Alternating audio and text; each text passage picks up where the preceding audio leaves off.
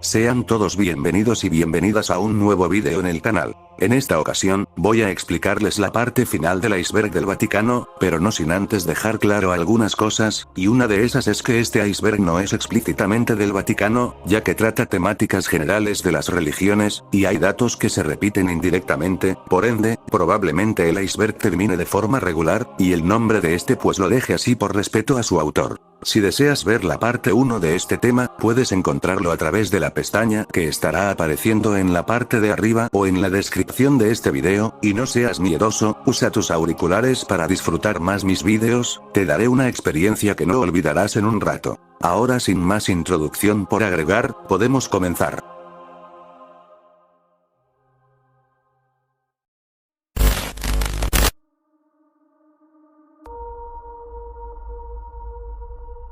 Los 9 infiernos de Dante. Esta es la primera de 3 partes que componen el poema épico, la Divina Comedia, escrito en el siglo XIV y considerado una de las grandes obras de la literatura mundial. El poema comienza con el infierno, luego sigue con el purgatorio y finalmente el lector llega al paraíso. En su descenso a través del infierno, Dante y Virgilio cruzan 9 círculos o paílas que están ordenados de menor a mayor según la gravedad del pecado y la severidad del castigo, hasta que finalmente llegan a los pies de Satanás, y estos círculos son los siguientes. El limbo es donde se encuentran los indiferentes, los pusilánimes, y los no bautizados. Estas almas fueron rechazadas por el cielo por no haber obrado bien y por el infierno por no haber hecho mal alguno. Lujuria, aquí sufren los que vivieron dominados por el deseo mundano. Gula, custodiado por el perro de 3 cabezas de nombre Cancerbero, y son castigados con eterna lluvia y granizo a aquellos que tuvieron un apetito desmedido. Codicia, es un círculo custodiado por Plutón, el dios de la riqueza. Este lugar está reservado para las personas que atesoraron o dilapidaron su dinero. Ira, en este círculo pelean eternamente entre sí los iracundos atascados en el fango. Herejía, aquí se encuentran los que rechazaron las normas religiosas o políticas presos en tumbas ardientes. Violencia, siendo el primer círculo dividido en 3 giros o anillos, el primer anillo es para aquellos que fueron violentos contra las personas y la propiedad cuyas almas hierven en un río de sangre, y los centauros vigilan este primer anillo y disparan flechas a los que intentan salir de él. El anillo medio está formado por aquellos que son violentos contra ellos mismos, por ejemplo o al cometer suicidio.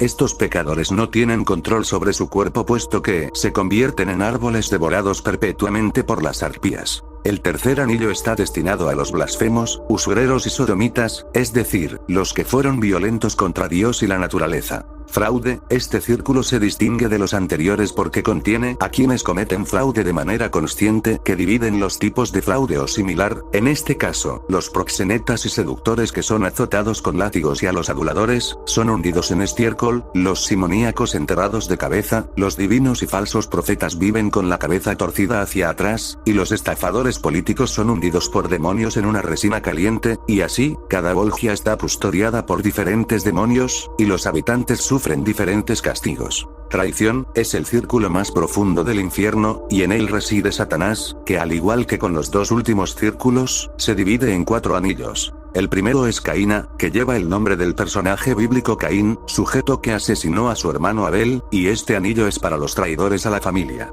El segundo anillo, Antenora, por Antenor de Troya, que traicionó a los griegos, está reservado para los traidores al país. El tercero es Ptolomea, por Ptolomeo, el hijo de Abudus, quien fue conocido por invitar a Simón el Macabeo y a sus hijos a cenar y después asesinarlos. Este anillo es para los anfitriones que traicionan a sus invitados, y se les castiga con más dureza, debido a la creencia de que tener invitados significa entablar una relación voluntaria e inquebrantable con alguien. Traicionar una relación voluntariamente establecida es más despreciable que traicionar una relación establecida por nacimiento o por cualquier otra razón. Y el cuarto anillo es Judeca, nombrado así por Judas Iscariote, sujeto que traicionó a Cristo. Este anillo está reservado para los que traicionan a sus benefactores y cuyas almas penan sumergidas en hielo en distintas posiciones. Los manuscritos del Mar Muerto. conocidos también como los rollos de Qumrán, por haber sido encontrados en las cuevas situadas en Qumrán, Cisjordania, a orillas del Mar Muerto. Se trata de una colección de 972 manuscritos, que en mayoría datan del año 250 a.C. al año 66 después de Cristo, antes de la destrucción del segundo templo de Jerusalén por los romanos en el año 70 después de Cristo. Los manuscritos están redactados en hebreo y arameo casi en su totalidad, solo con algunos ejemplares en griego. Los primeros 7 manuscritos fueron descubiertos accidentalmente por pastores beduinos a finales del año 1946 en una cueva en las cercanías de las ruinas de Qumrán, en la orilla noroccidental del Mar Muerto. Posteriormente, hasta el año 1956, se encontraron otros manuscritos en un total de 11 cuevas de la misma región. Algunos de estos manuscritos constituyen el testimonio más antiguo del texto bíblico encontrado hasta la fecha. En Qumrán se han descubierto aproximadamente 200 copias, y la mayoría de estas muy fragmentadas, siendo de todos los libros de la Biblia hebrea, con excepción del libro de Esther. Los 9 cielos. Volviendo a la Divina Comedia de Dante, se exclama que las 9 esferas del cielo son la Luna, Mercurio, Venus, el Sol, Marte, Júpiter, Saturno, las estrellas fijas, y el primer móvil. Estos astros están organizados según la jerarquía de los ángeles, y Dante también evoca otras asociaciones, como la existente entre Venus y el amor romántico. Las primeras 3 esferas están asociadas a formas deficientes de coraje, justicia, y templanza. Las otras 4 se vinculan a ejemplos positivos de prudencia, coraje, justicia, y templanza. Por su parte, la fe, la esperanza y la caridad, se concentran en la 8ª esfera. Los 7 príncipes del infierno. Existen varias clasificaciones demoníacas las cuales aparecen en la demonología cristiana, el ocultismo e incluso en la magia renacentista. Esta clasificación se basa en la naturaleza del demonio, el pecado con el que tentar a la gente, el mes en el que su poder era más fuerte, los santos que eran sus adversarios, u otras diversas características. Estos demonios denominados príncipes son Lucifer, el ángel caído, Belcebú, el señor de las moscas, Mamón, el hijo del demonio, Leviatán, el demonio de los océanos, Asmodeo, el demonio de la lujuria, Amón, el demonio de la ira, y Belfegor, el teniente del infierno. El Edén nunca existió. Es la teoría en la que algunos descartan la existencia de Adán y Eva por completo, diciendo que no es más que un mito hebreo de la creación ideado para explicar la existencia del mal. Pero es la doctrina católica sin embargo la que de alguna manera, o en algún lugar, metió la existencia de un Adán y una Eva en los hechos históricos. Por ende, si esta idea resultase ser cierta, en consecuencia se descarta la existencia de un paraíso celestial. Pero no quiero meter mucho las manos en el tema, pues investigadores han encontrado supuestas ubicaciones, y justo por eso, no podemos aceptar o rechazar la idea de que el huerto del Edén haya o no existido. Se conoce muy poco del infierno. Esto lo tomaré personal porque lo veo muy tonto de buscarlo en internet. Creo que es normal desconocer el infierno pues, no es un lugar donde vas a ir a investigar, es más, de existir el infierno, es al donde nunca querrías estar, y todo lo que se conoce del inframundo es por medio de las visiones de religiosos, o mediante los sueños de otras personas que poco o nada tienen que ver con la iglesia. Por esta razón, es que según mi opinión, desconocemos de gran manera el inframundo, pues se nos ha contado de este con muchas interpretaciones.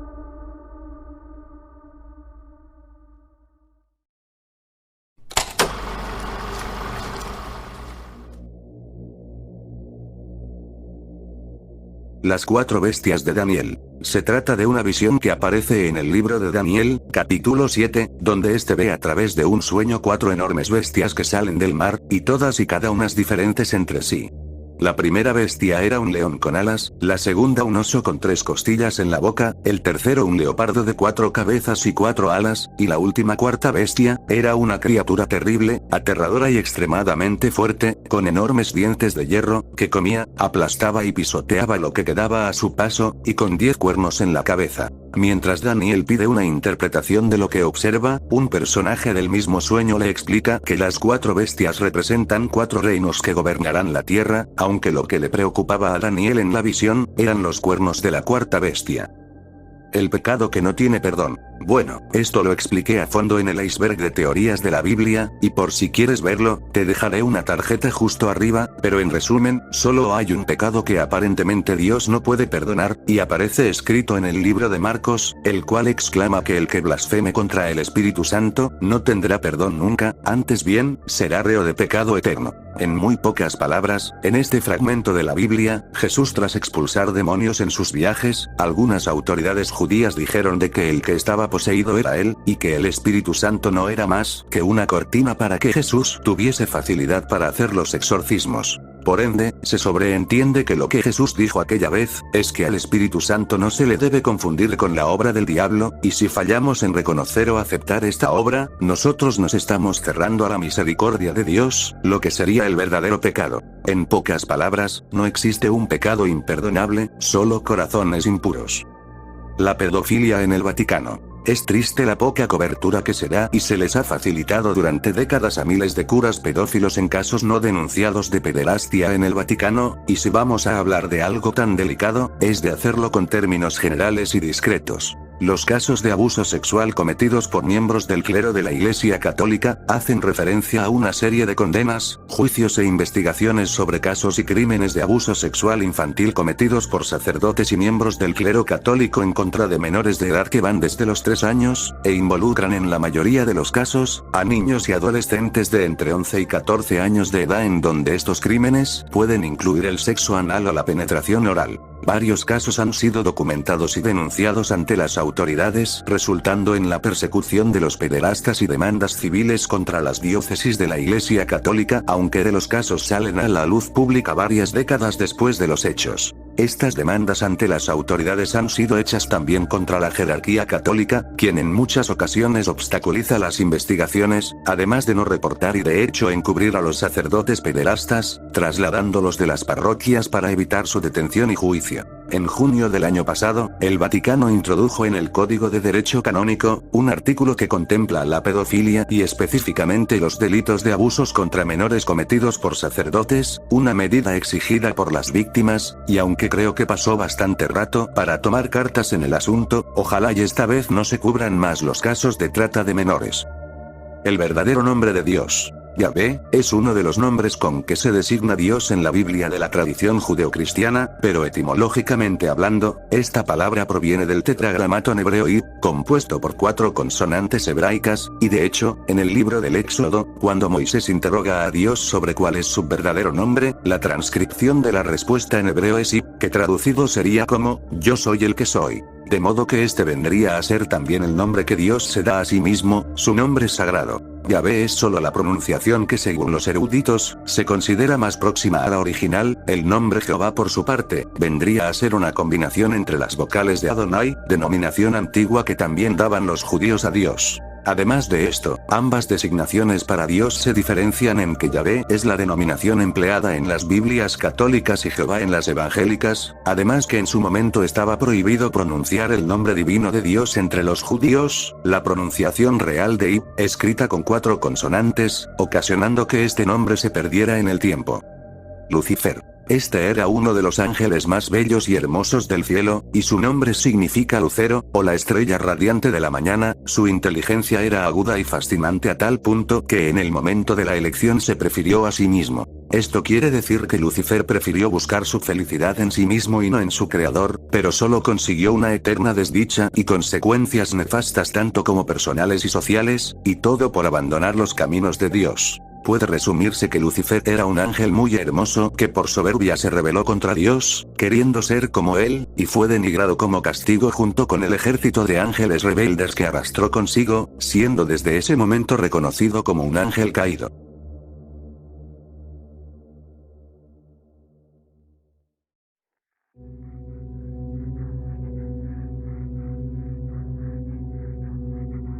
La llegada del anticristo. De todos los personajes que la Biblia menciona, ninguno resulta tan enigmático y conocido como el anticristo. Por eso, no es de extrañar que arraiga poderosamente la atención de los lectores de la Biblia, y que de vez en cuando aparecieran personas diciendo disparates y cosas absurdas sobre él. Se ha dicho que el anticristo sería un judío, hijo de una monja conversa y de un obispo, que no tendría ángel de la guarda, que nacería blasfemando, que adquiriría con rapidez todas las ciencias, que Satanás sería su compañero permanente, y que durante su venida, haría prodigios mágicos, como elevarse en el cielo para imitar la ascensión de Jesucristo, y así como Jesús vino a la tierra para hacer la voluntad de Dios, el anticristo vendrá para hacer la voluntad de Satanás, y él mismo, será Satanás manifestado en forma de hombre, y toda su ambición aquí en la tierra, será demostrar que es un ser similar en fuerza y poder como lo es Dios. Pero lo curioso de todo esto, es que el libro del Apocalipsis no menciona jamás al anticristo, mucho menos en los evangelios, ni en las cartas de San Pablo.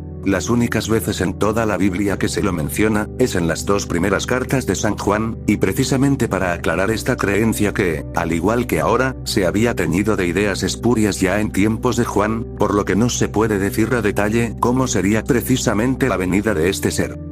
Los secretos del Vaticano. No quiero tocar temas descabellados o simples teorías en este dato, y es porque literalmente hay muchos secretos históricos tras el Vaticano, y todos estos muy bien guardados en la biblioteca del lugar en cuestión. Entre estos secretos o misterios, está el cómo se fundó realmente el cristianismo y quiénes fueron sus primeros seguidores, los escritos de Clemente V que registraron el último juicio a la Orden del Temple, mejor conocida como los Caballeros Templarios, quienes fueron considerados como modelo de fe en las cruzadas, para posteriormente ser ejecutados y desaparecidos alrededor del año de 1310 tras una traición del Papa de la época, la carta escrita por el Papa Inocencio VII en 1484, en la que ordenó la cacería de brujas en la que se pudo perseguir el uso de la razón y el descubrimiento científico, todos los textos y libros prohibidos por el Vaticano incluidos en el famoso índice del siglo XVI.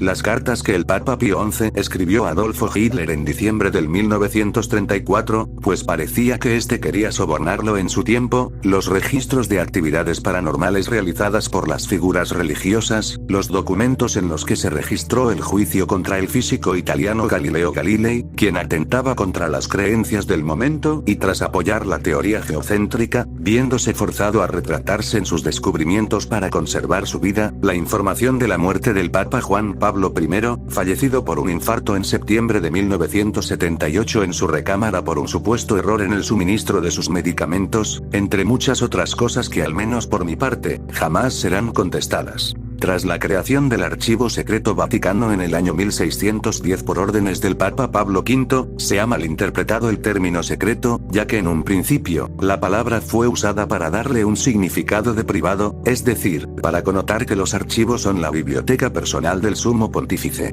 Por lo que son muchos los mitos y leyendas que rodean a la Biblioteca del Vaticano, dando origen a rumores que no se pueden comprobar hasta el día de hoy, ya que según los mismos integrantes del Vaticano, son tantos los archivos que no se han terminado de analizar.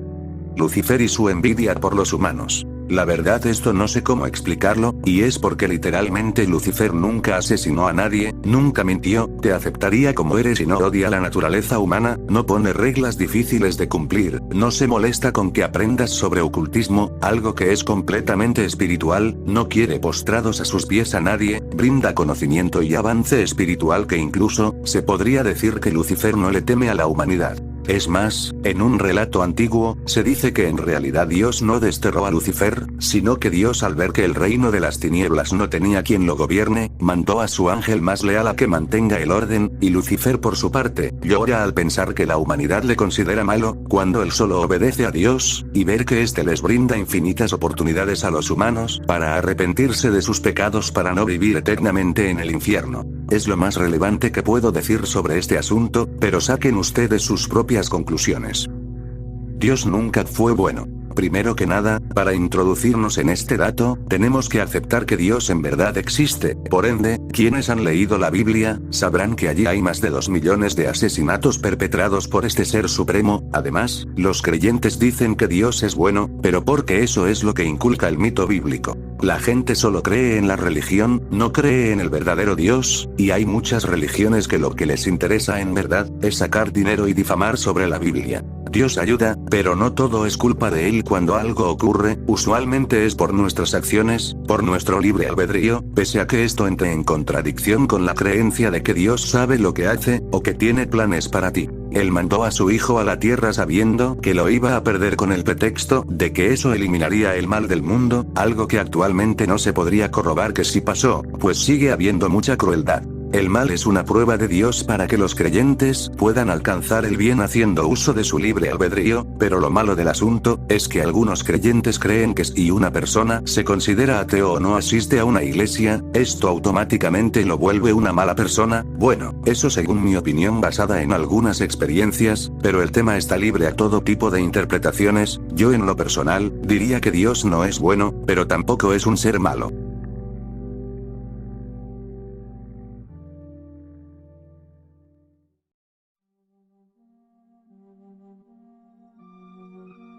Bueno gente, con esto finalizamos el iceberg genérico de las religiones, porque del Vaticano no tiene mucho, sin embargo todos los créditos al autor de la imagen y el grupo respectivo aparecen en la primera parte y en la descripción de este video. Aún así, espero que este video haya sido del agrado de ustedes. Ya tenía algo de tiempo inactivo, pero son por simples problemas personales que ya estoy sabiendo manejar, pero cabe aclarar que aún no les aseguraré un video semanal, pues en estos momentos me encuentro ocupado con otros proyectos.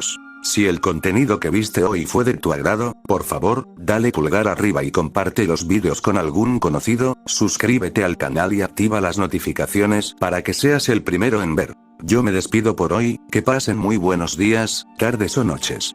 Adiós.